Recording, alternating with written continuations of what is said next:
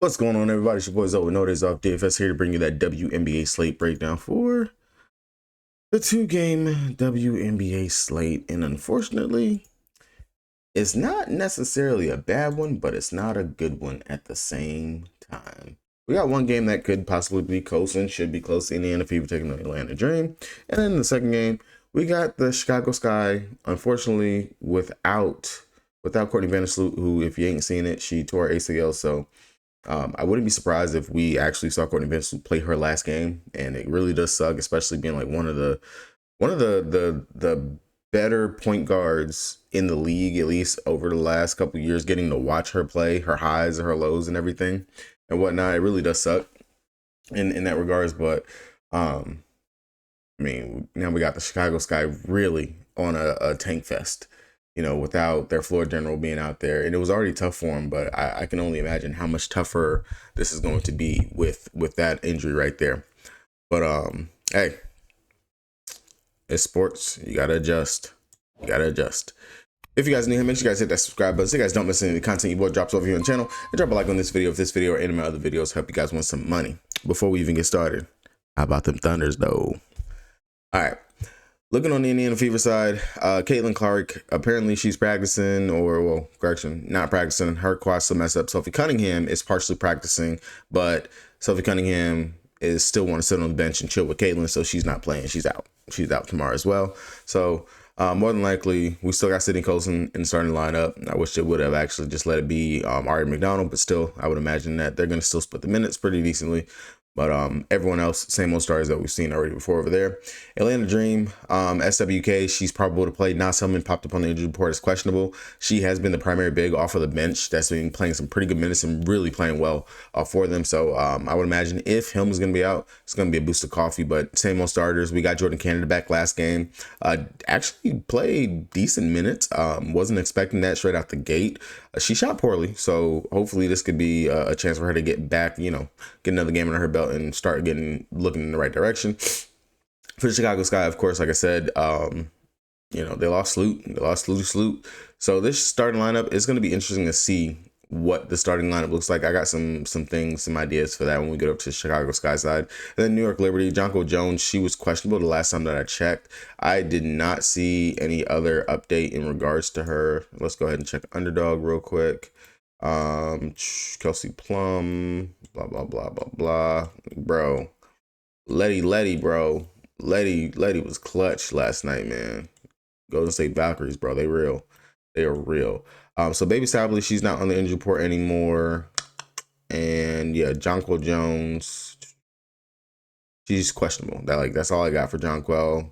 Rendella, she already said that. Sabley, she's expected to play on Tuesday, so that's good to have her back. To be honest, looking through the beat writer's report saying that Jonquel was not at practice. Well, Jonquel was not at practice. She was there before the open media. I don't really feel like that bodes well for her to actually play. And to be honest, I get it. Everybody's in the league for a reason, so on and so forth, but it's the Chicago Sky. You really don't need Jonquel Jones to go beat the Chicago Sky. Like that's just straight up, man, to be honest. So I personally do not expect Jonquel Jones to actually play in this game, if I'm going to be honest with you guys. So head on over to DraftKings, decide to play the most on the site. If you guys don't got an account, you want one, check the link down in the description below so you guys get that deposit nice bonus and join your boy over here on the King. But those people that have actually signed up for not only the Patreon but the YouTube membership tab, I apologize to you guys, because when I post my stuff, I did not realize it was not sending to the YouTube membership tab like it was supposed to be. It was unsynced from my stuff on the back end, so I fixed that. I apologize for that. But hopefully, if you guys are signed up on that, my apologies. Reach out to me, and we can work something out and get that fixed for you. All right. So looking at it, Indiana Fever, of course, still without Caitlin Clark, really does suck. But Ari McDonald, that price isn't adjusting, 4,300. This also playing versus one of her former teams that she's played for before, but coming out back-to-back 20-plus fantasy point games for us in 27, 25 minutes. I still think you are the better point guard over what we should be having over here in Sydney Colson, which they are just trotting her out there, letting her play. Colson's out there playing 25 minutes, but it's not like she's really giving us anything. When Ari's out there, Ari is truly giving us that fantasy point per minute when she's out there. So the price difference is just, there's nothing to really fight about or go back and forth on. Ari McDonald is the better player over Sydney Colson when it comes down to it at the end of the day, and I would definitely go there. Lexi Hull at 7,700. I ain't gonna lie, this girl's been actually balling. She looks good out there. She looks much improved. I'm not going to say most improved player status, but much improved from the Lexi Hull that we saw last season. Right now, most improved, if no one can remember what Gabby Williams used to look like before she went to go play for the French team, I think Gabby's kind of leaps and bounds ahead in regards to winning most improved player. But Lexi Hull, decent spot. If I'm coming out here and choosing between Bonner and Natasha Howard, I would definitely be going right here to Lexi Hull, because I feel like she's the safer option and a safe position to actually go right there and play her. Kelsey Mitchell sitting at the 9,100 price tag. That's kind of steep to me in regards to Kelsey Mitchell and what she is priced as, because really you need her to have a huge scoring night in order to pay that off. Now, granted, she is going to go out there and score, which she has done. She's done in the past in her 2 games going up against Atlanta. She did drop 24 and 17 points in those games, but only 29 and 23 fantasy points. That's not enough to me. Really, I would, of course, much prefer that 29. But again, 9,100, that's steep. I would rather look over on the other side to the Atlanta guards, or in New York Liberty game. I know we could probably, this is the time to get back onto Natasha Cloud for a position where she could definitely pop off. I would much rather not play Kelsey Mitchell, especially without any Caitlin Clark. She will be one of the de facto, like, hey, we're honing in on K Mitch to stop her right there. Aaliyah Boston going up against the Twin Towers, and her game's going up against them. First game, she dropped 47 fantasy points. Second game, she was kept in check, 17.25 fantasy points in that one. The only thing with Boston, and I said it last time they were on the slate, she's just not taking enough shots for me. She's, of course, a lot of her stuff comes in the pick and roll with Caitlin Clark. No Caitlin Clark out there. The gravity, of course, is on Boston as well. So it's been tough. I'm personally kind of on the ship of I'm staying away because I'm not seeing the upside. Yes, she's playmaking. She's doing it greatly on the playmaking side. One of the plays you could possibly take for her has been her assist over the last couple games, because she is actually facilitating, and she's been a pretty good facilitating hub since Clark's been down. But other than that, man, I can't bring myself to pay 9,700 for Clark. I mean, for Boston, when I can go on the flip side and look towards the Brianna Jones and the Brittany Griner instead, and they're not in a bad position to want to go ahead and take on the flip side of things. So definitely, I would prefer the bigs on this side for Brianna Jones. 8,800. She has not had a good game in the last couple games, and that's the ebbs and flows when it comes to Bree Jones. But going up against Indy in those 2 games, she dropped 43 and 37 fantasy points. Again, bigs, they've done decent. Power forwards, they've done okay. I know Angel Reese was the last one that went up against them, and she pretty much shit the bed, crapped the bed for us again. But Brianna Jones, with having Canada being back, maybe some easier pick and roll actions and things of that nature, they do like to play through the bigs over here on Atlanta. I do think the upside could possibly be there for her, so I wouldn't mind taking a stab at her. BG definitely went out there and had a decent game. 25 minutes, gave us 27.5 fantasy points. Was aggressive going out there, going up against Tina. And I do like the upside, good possibility. I wouldn't mind it if you want the 200 difference. I think, of course, Brittany Griner would be your quote-unquote safer option if you look at it. And Bree Jones, of course, is going to be the upside just because she has been hitting the rough stretch. DVP-wise, it does show that Bree Jones would be the better option that we would want to get to over Brittany Griner when it comes down to it, if you guys actually look at that stuff. Brittany Griner, did she play versus? Yes, she did. She dropped 35 in that first game, 14.25 in the second game. So both bigs, they had decent games going up against them. Bree Jones was the one that was more consistent when it comes down to it. Going over here, flip side, Alicia Gray and Ryan Howard. Ryan, not bad last time out, 37.5 fantasy points in her 2 games versus Indy, and she was going at him. She was going at him when it comes down to it. 35 fantasy points and 39.25 fantasy points. No Caitlin Clark, so I don't know if that's gonna if she's still gonna have that same energy like what she had the last time when they played. But definitely Rye, whenever she's shooting and she can get the ball to go down, things of that nature, she can give us some pretty good upside. And even with Canada being back, she was still facilitating the rock, has some pretty good assists and things of that nature. I don't mind it, but I do think 10-6 is a bit steep. Would be probably low on when it comes down to it at the end of the day. Alicia Gray would be the one I would prefer to get to and go to over here on this side instead, just because, again, stat sheet stuffer coming off of a bad game. She is averaging, 20 points, like 3 or 4 assists, and 20. I think it was 25 and 5 is what she's actually averaging. which, why do I do that every single time? It's right here. But yeah, she's averaging 20 points, 5 rebounds, and this was at 5 assists until that last game, but 4 assists right now. So I don't mind actually going to Alicia Gray if I have to choose between the two. If I'm going to go with Ryan Howard or Alicia Gray, I would rather take Alicia Gray between two. Canada, let me see a couple more games just to see her. She shot 0-7 from the field, but we always know that Canada is definitely a streaky shooter, and it'll take a couple games before that definitely gets under her belt. What I would like to see is this part right here, the assist and the stocks, because Canada, she is very sneaky on the defensive side. Definitely, you know, an undersized guard, but she's got quick hands, really quick, and she's twitchy out there. I do like the upside possibility for her, but unless I'm making multiple lines, I'm not looking to go ahead and play her. Definitely a GPP option. Outside of that, again, Hillman misses. Coffee, big boost coming up off the bench. She should see more minutes, get back up into this 20-ish range, especially because of how they like to rotate BG and Bree Jones out there in regards to that. Outside of that, Powell, 3,900. I don't see myself going there, especially with Canada being back. Same thing for Maya Cadwell. Not with Canada being back, I don't see a need to play in that right there. No need at all. Going on over to the Chicago Sky, taking on the New York Liberty again. This game, of course, it's like a 15-point spread. I expect it to be every much of a blowout. Like, how is Chicago going to be able to stay with this? Seriously, how is Chicago going to be able to stay with this? Angel Reese has looked horrible this season. 2 of 7 from the field. Yeah, she got her typical 12 rebounds, but I don't know, man. Like, I'm really scratching my head.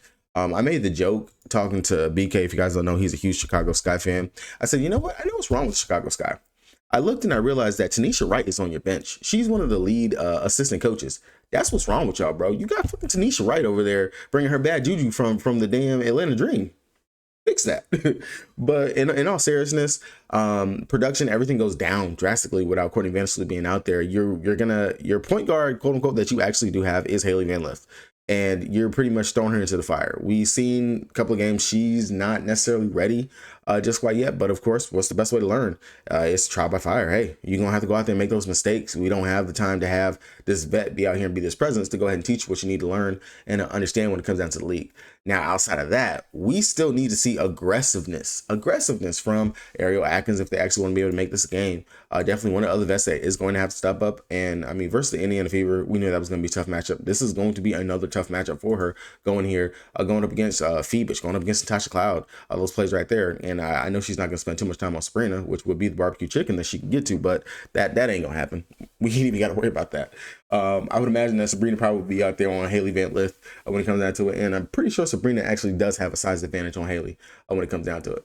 But there's not really too much like over here. Angel would be a GPP option for me when it come down to it. Cardosa, if Jonko Jones misses, I do like Cardosa a little bit because I think that she could possibly have her way if she wants to play some bully ball out there when it comes down to it. But I mean, shit, her hands are like butter anytime they try to get an entry pass into the post. And without Sloot, I highly doubt we're going to see decent entry passes anyway. Elizabeth Williams, GPP option. I mean, we know she could possibly play some minutes out there. I expect, of course, again, to blow out, but she was pretty efficient the last time going up against New York. 17 minutes, 22.5 fantasy points. So there's an upside play right there if you want one. I imagine that if Haley starts, and there's a couple of options that they can go with, but I would imagine that Haley possibly could start. If Haley doesn't start, it could either be Rebecca Allen, like what RotoWire has projected, or Rachel Banham, which I imagine Rachel will see a boost in minutes. And if you guys don't know, Rachel Banham, they call her, she's another Mamba. I didn't know. Apparently, I heard that somewhere that she's another Mamba as well. I gotta see what color Mamba she is. And granted, she can't shoot. She can shoot shit out of the ball. 15 minutes versus New York last time, 19.75 fantasy points, and that was her going 5 of 7 from 3. 5 of 7 from 3. She has to light it up, which she can. Now, I can see them actually having her run point for a little bit. It's going to be a little sloppy, but definitely something that can be done. And if Banham does get the start, she's going to be good value. Whoever starts for the injured Courtney Vandersley, whether it's Haley, whether it's Banham, definitely going to be some decent upside. Now, what you can do, if Haley starts, definitely you can lock Haley in and let her be your value option that you go with. But just go ahead and switch over to Banham if they start Haley. You know Banham's going to play at least 20 plus minutes out here. It doesn't matter what the score is going to be or what's going on out there. Banham's going to play. Unless they late addition sign somebody, Banham will be out there. Especially no Mariah Jefferson. We don't have to worry about that. On New York Liberty side of things, Brianna so this Commissioner's Cup, Brandella, we already know what her whole thing is, philosophy with this. She's going to try to stat the Pats and stat pad. She's going to try to stat pad the point differential is what she's trying to do. She's done it time and time again with the whole Commissioner's Cup since it's been a thing, and she's going to do it again. So what that means is even if the game is a blowout going into the fourth quarter, we could still see where Stu would normally play like 25, 20-ish minutes. If it was a blowout, I still think starters are locked in for 30 minutes. That's the only safety that we have in regards to this. The game blows out is going to be on the back of Breanna Stewart being one of those plays. Of course, without Jonquel Jones over these last couple games, she's played fairly well. 45.75 fantasy points in 23 minutes versus 23 versus Connecticut, 152. I don't blame her. 28.25 fantasy points. So, hey, we cannot blame her for that. If she was out there to play 30 minutes, she would have definitely broke the slate, would have had a really big game. Same thing going up against Washington. She is still putting up over a fantasy point per minute, but still, definitely Breanna Stewart, decent spot. Natasha Cloud, her shooting, like all that stuff just seems like it just said, bye, fuck it, I'm gone. I don't know what the hell is going on. Like she started the year off hot fire, was shooting it, doing everything, this, that, and third. Now she's just like, hey, I'm here. I'm here. I like this as a decent option as a bounce back spot. Right now, Sabrina does look to be the better play when it comes between the two, but GPP upside, we can go to Natasha Cloud, especially the huge price differential that we got. Sabrina, definitely I'm not going to rule her out as a good play, but I will say Natasha Cloud in that first game going up against Chicago Sky, that was one of her big games that she had 36 fantasy points, and she was at low ownership in this spot, if I'm not mistaken, for that. Sabrina Ionescu going up against Chicago in that game, 27.5 fantasy points. Now, granted, Sabrina has had some really great games over the last couple games. Maybe this, if we can time it just right, we can get the flip when it goes back to Natasha Cloud. Again, GPP option that I would look to right there. Sabrina, of course, is the far better play when it comes down to it between the two, but I do like the upside for Cloud for what she possibly bring. Now, outside of that, if you're worried about the blowout and stuff like that, of course, Kennedy Burke would be one. She, without Jonquel Jones, she's going to play decent minutes, at least up into the 20s. She's been doing that continuously, and I could see this being another good spot for her. Marina Johannes, blowout run once the game actually blows out, and then Rebecca Gardner will be the main ones that I want to get to. Baby Sabley, she's going to be playing off the bench, of course. No Jonquel Jones, I'll give her about maybe 15-ish minutes if they decide to even go in that direction. All right, guys, that's going to do it for me. Hopefully, you guys are able to get a little something from this. Good luck to everybody playing on the slate, man. This shit it's going to be interesting. It's definitely going to be a stars and scrubs kind of day when you look at it, because the value, of course, is going to be in the Chicago Sky game over there. And then depending on how you attack the Indiana and Atlanta game, it's definitely going to be interesting. Now, what you can do, Indiana Fever and Indiana versus Atlanta, stack that game, take a piece or two from the Chicago Sky New York Liberty game. That would be the safer route to me. If you want the upside, stack the Chicago New York Liberty side and get your one or two pieces over there from the Indiana and Atlanta Dream. Good luck to everybody. Peace.